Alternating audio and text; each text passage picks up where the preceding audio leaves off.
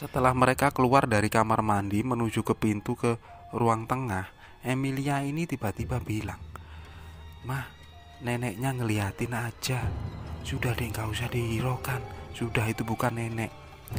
Tapi neneknya sekarang ke belakang mah udah gak kelihatan. Itu di belakang mama ada tante, rambutnya panjang." Di situ langsung Sinta ini berlari menuju ke depan. Nah, pada waktu sampai di depan kamar, Sinta ini bertanya lagi kepada anaknya, "Dek, di belakang mama ada siapa?" Itu tantenya masih ngikutin mama.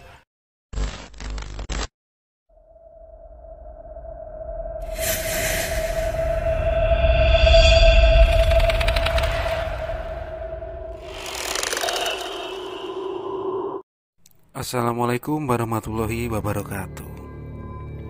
Cerita kali ini berasal dari sebuah kisah nyata yang dialami oleh salah seorang teman. Namanya Aditya Wildansyah.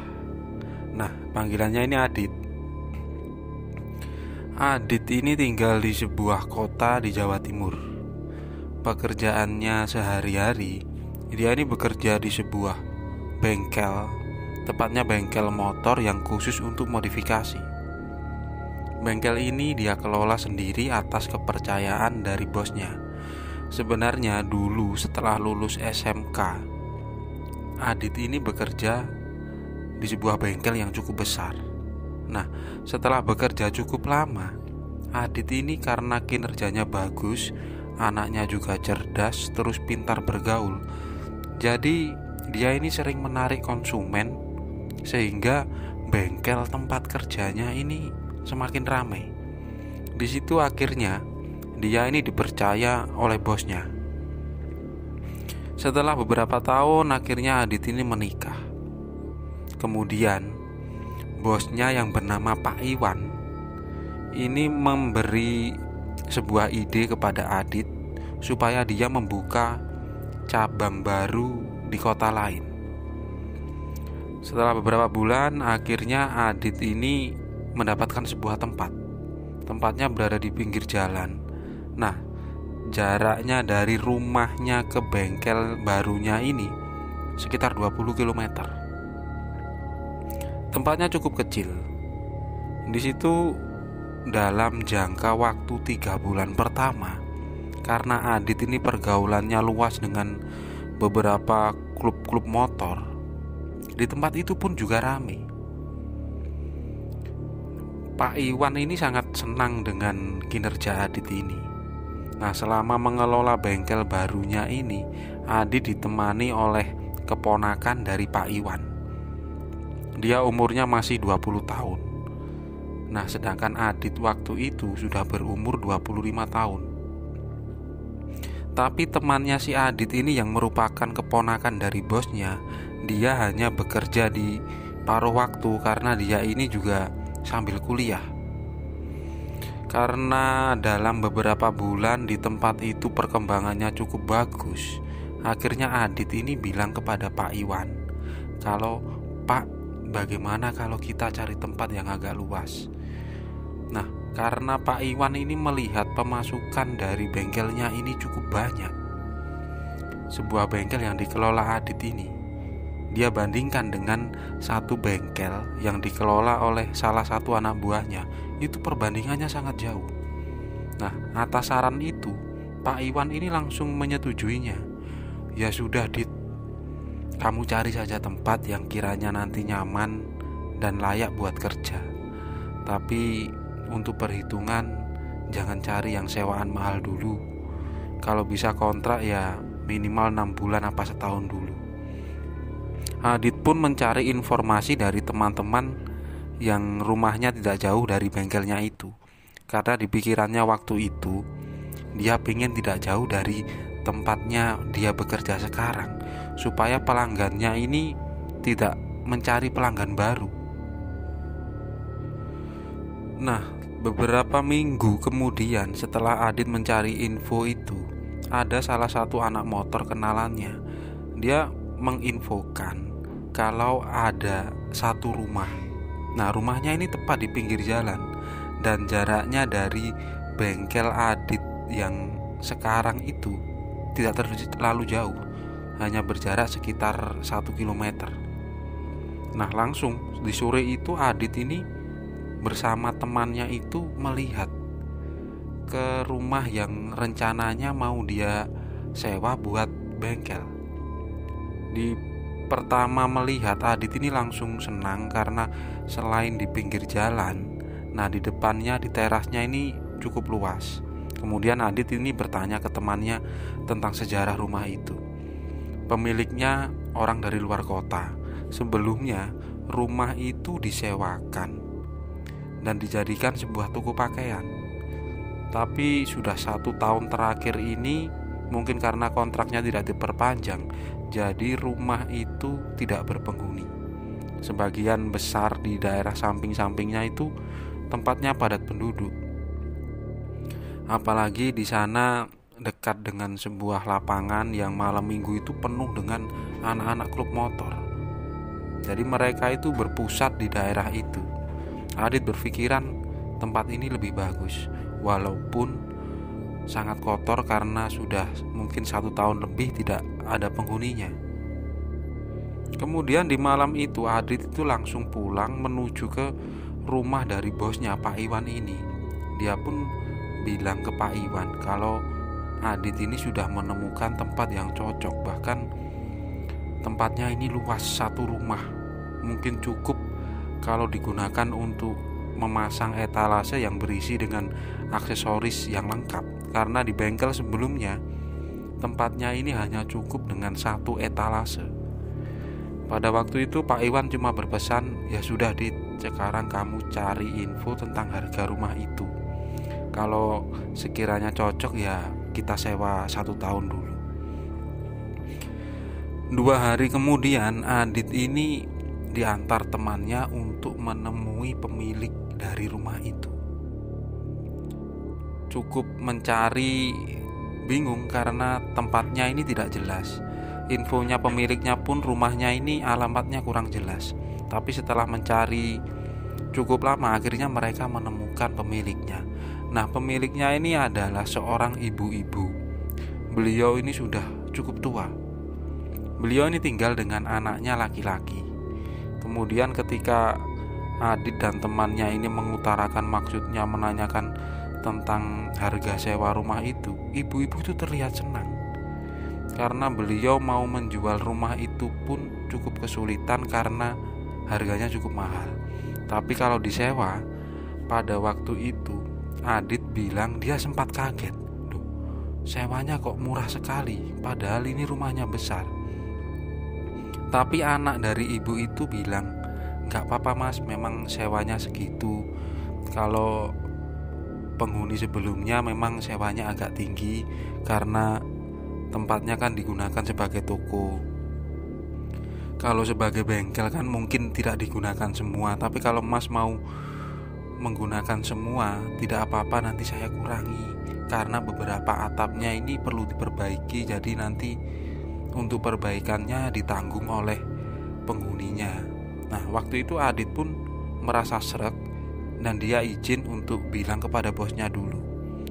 Ketika mendengar harga dari sewa rumah itu, bosnya langsung menyetujuinya walaupun beliau ini harus mengeluarkan dana lebih untuk perbaikan sedikit rumah. Pada akhirnya Adit ini bilang kepada istrinya dan orang tuanya. Kebetulan waktu itu Adit ini masih tinggal bersama orang tuanya walaupun dia sudah menikah dan memiliki seorang anak. Bapaknya pun bilang, ya gak apa-apa, nanti kan kamu bisa pulang pergi. Seumpamanya tempatnya layak, sudah rame ya, kalau mau anak dan istrimu diajak di sana saja, supaya kamu ini kerjanya tenang, gak bolak-balik, gak riwa-riwi. Begitu pesan bapaknya. Nah, ketika Adit mengutarakan kalau tempatnya ini kotor, masih banyak seperti tumbuh-tumbuhan merambat karena sudah 1 tahun lebih tidak dihuni, bapaknya pun bilang, itu gampang aja, nanti aku bantuin bersih-bersih. Kalau soal perbaikan atau ngecat ulang, nanti kan teman-temanmu bisa bantu. Pada hari Minggu Beberapa hari kemudian, Adit ini membonceng bapaknya menuju ke rumah itu. Nah, ketika baru turun dari motor, bapaknya ini langsung bilang, "Loh, Le, kamu yakin mau nyewa di sini?"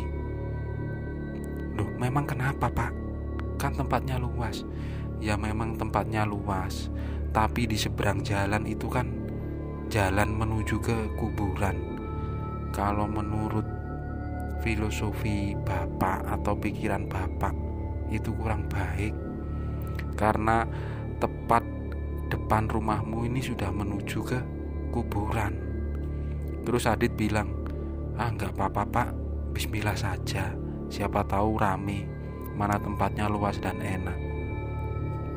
Di hari itu Adit dan bapaknya dibantu oleh 2 orang temannya membersihkan seluruh rumah itu, termasuk di belakang dan di samping-sampingnya. Mereka sempat kewalahan karena banyak pepohonan atau rumput-rumput liar yang tumbuh. Nah, rumah itu, ruang tamunya ini cukup besar, jadi rencananya buat menaruh etalase tempat berjualan berbagai aksesoris dan spare part sepeda motor. Nah, di belakangnya ada satu kamar utama yang cukup besar, sedangkan di sampingnya masih ada satu ruang kosong yang rencananya mau digunakan untuk dapur. Tapi di belakangnya ini masih ada lagi 2 kamar kosong, walaupun tanpa pintu. Dan di ujung paling belakang ada tembok yang cukup tinggi dengan pagar kawat. Jadi mereka merasa di situ cukup nyaman. Tapi menurut cerita Adit, ketika mereka membersihkan di belakang, mereka ini rasanya tidak nyaman ketika melihat ada sumur.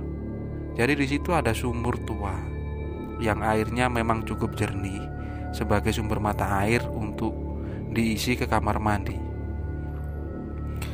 Rerumputan pada hari itu semuanya dibersihkan, dan selama 1 minggu Adit dan teman-temannya ini bergantian untuk membersihkan dalamnya dan sekedar mengecat ulang supaya tempatnya ini lebih fresh dan bersih.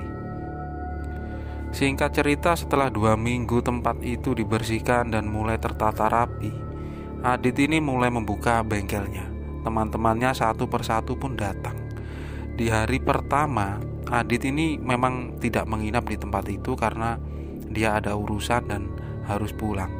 Tapi di hari kedua, Adit ini waktu itu bekerja dengan temannya, tapi temannya ketika siang hari harus menuju ke kampusnya untuk kuliah, jadi dia sendiri. Pekerjaan waktu itu ada beberapa motor yang harus dikerjakan. Nah, karena harus bekerja lembur, jadi Adit ini memutuskan untuk menginap di tempat itu. Nah, ketika di malam hari, setelah tidak ada teman-temannya atau kenalannya yang berkunjung di bengkelnya itu, Adit ini beristirahat di sebuah kamar yang berada di belakang dari etalase. Ketika dia sedang asik main HP sambil merebahkan badan, dia ini mendengar ada suara orang seperti ngobrol. Kemudian Adit ini keluar karena mengira di depannya ini ada temannya atau siapa yang mungkin berada di tempat itu. Tapi ternyata tidak ada siapapun. Nah, Adit ini kembali menuju ke kamarnya. Tapi suara itu terdengar lebih jelas, seperti 2 orang laki-laki sedang ngobrol. Kemudian Adit ini menengok ke sisi belakang. Di sana dia tidak menemukan siapapun. Malam itu akhirnya dia lewati tanpa ada pikiran macam-macam, karena itu merupakan hari pertama dia tidur di tempat itu. Nah, keesokan harinya Adit ini meminta kepada salah satu temannya untuk menemani dia menginap di situ dan mengerjakan 1 buah sepeda motor. Akhirnya tak beberapa lama kemudian teman satunya pun datang.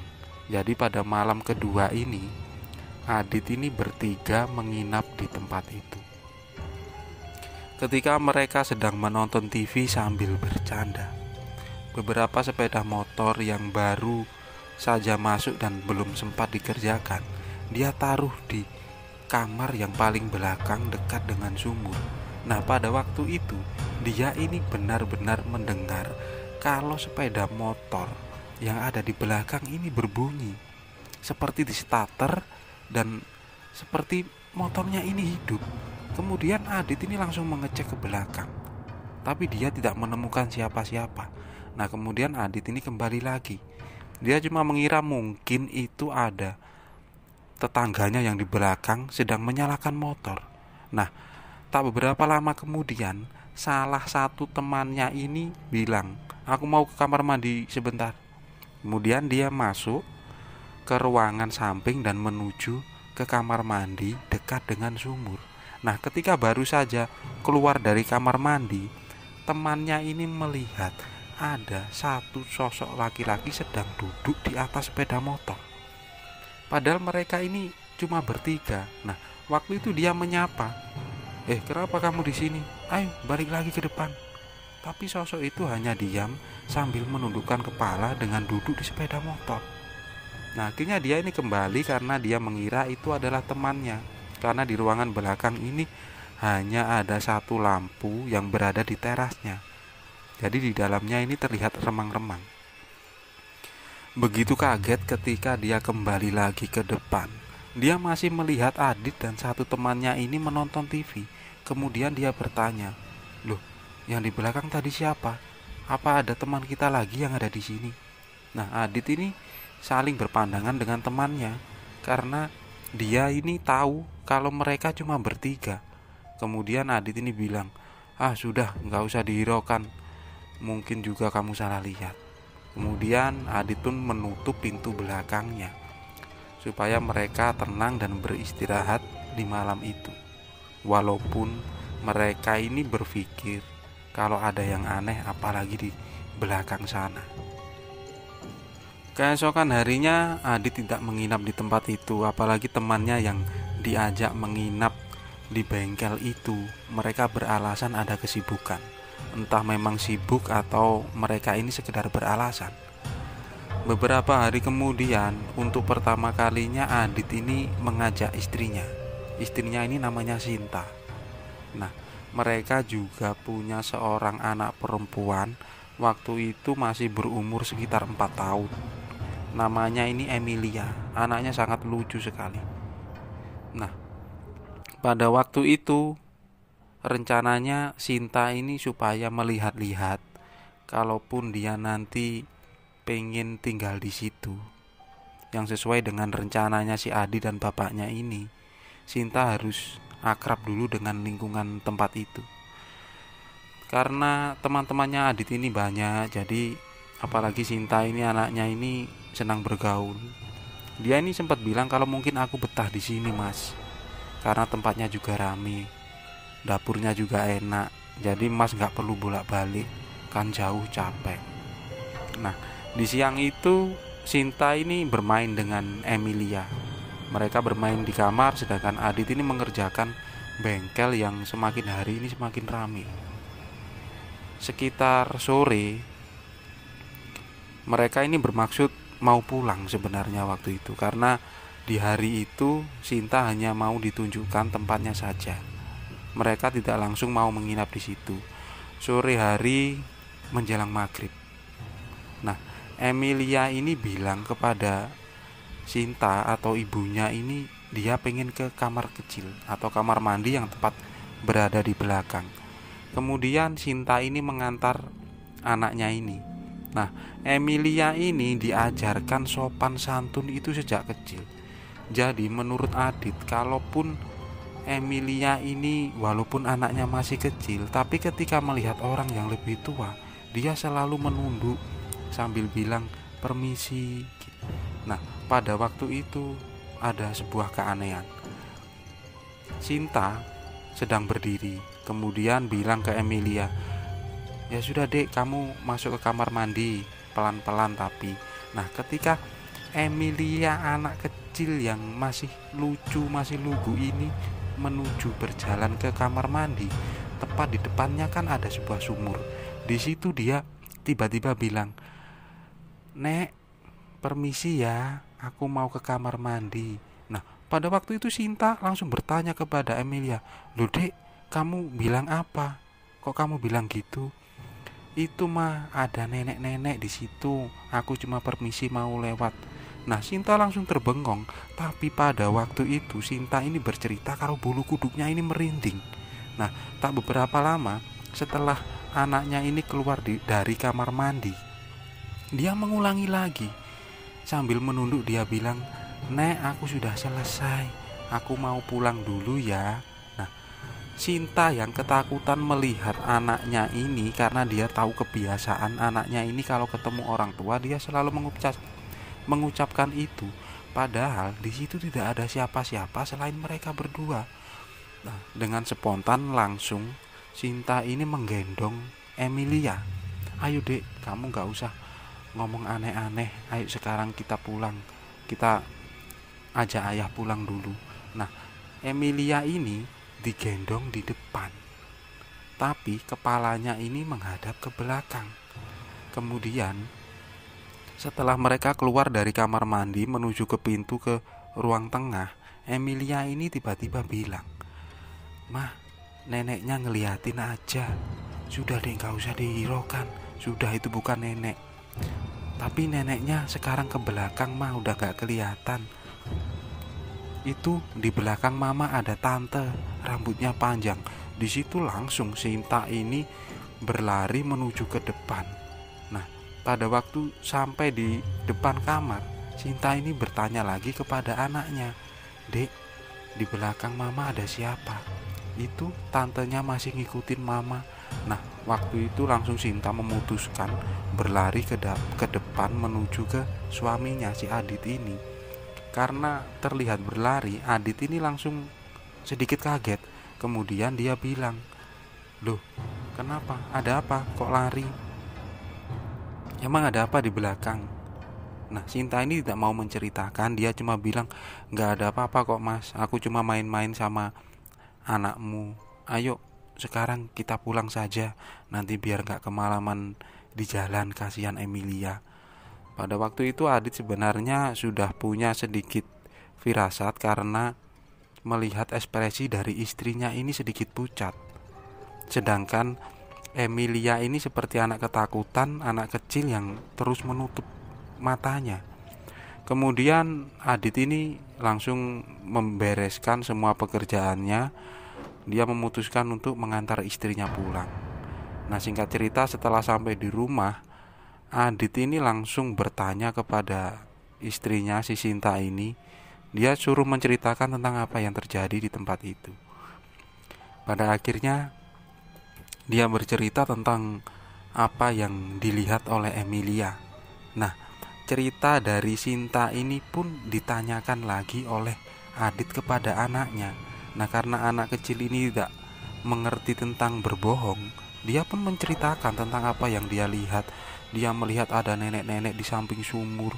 Kemudian ketika dia masuk digendong oleh mamanya, dia melihat ada sosok putih wanita dengan rambut panjang mengikuti dari belakang. Nah, pada akhirnya suasana ditenangkan oleh bapaknya si Adit. Ya maklum saja, bapak dari awal pertama melihat rumahmu itu sudah singup. Mungkin karena sudah lama tidak ada yang menghuni, apalagi tempatnya tidak terawat. Mungkin saja di sana ada penghuninya. Ya biarkan saja. Kalaupun nanti Sinta tidak mau tinggal di sana, ya sudah, kamu ngalahin saja pulang pergi. Walaupun itu 2 atau 3 hari sekali. Nanti biar bapak yang kesana sama teman bapak. Kita adakan doa di tempat itu, namanya kan juga tempat baru apalagi buat bekerja. Nah, beberapa hari kemudian Adit, bapaknya, dan dengan salah seorang ustadz atau kenalan dari bapaknya ini ke tempat itu. Kemudian mereka mengadakan sedikit doa bersama dengan mengundang beberapa warga sekitar dan teman-temannya si Adit. Nah, setelah itu Pak Ustadznya ini memagari tempat itu. Beliau bilang sudah, tidak apa-apa. Memang di belakang itu ada, tapi mereka memang di situ sudah lama. Tapi mereka tidak mengganggu. Kalaupun mereka pernah menunjukkan wujudnya atau gangguan suara, itu hanya sedikit kenalan saja. Nah, setelah itu akhirnya menurut cerita Adit tidak pernah ada lagi gangguan. Dia pun cukup tahu diri dan sadar diri apabila sudah malam hari dia tidak melakukan pekerjaan yang sekiranya mengganggu di tempat itu. Nah, itulah cerita dari salah seorang teman bernama Aditya Wildansyah. Dari cerita ini ada sedikit sebuah pesan. Ketika kita berada di sebuah tempat baru, mungkin di tempat itu sudah ada penghuni lama. Saling menjaga dan menghormati lebih baik daripada mengusir atau memusuhi. Tetap jaga diri, kuatkan niat, sekedar kita berniat untuk mencari nafkah dimanapun berada. Sehat selalu untuk semua pejuang keluarga. Terima kasih buat teman-teman yang sudah menonton video ini. Jika teman-teman suka, tekan tombol like. Jika tidak suka, tekan tombol dislike. Itu pun kalau tega. Komen ya, kasih masukan, subscribe, share juga boleh. Terima kasih dan wassalamualaikum warahmatullahi wabarakatuh.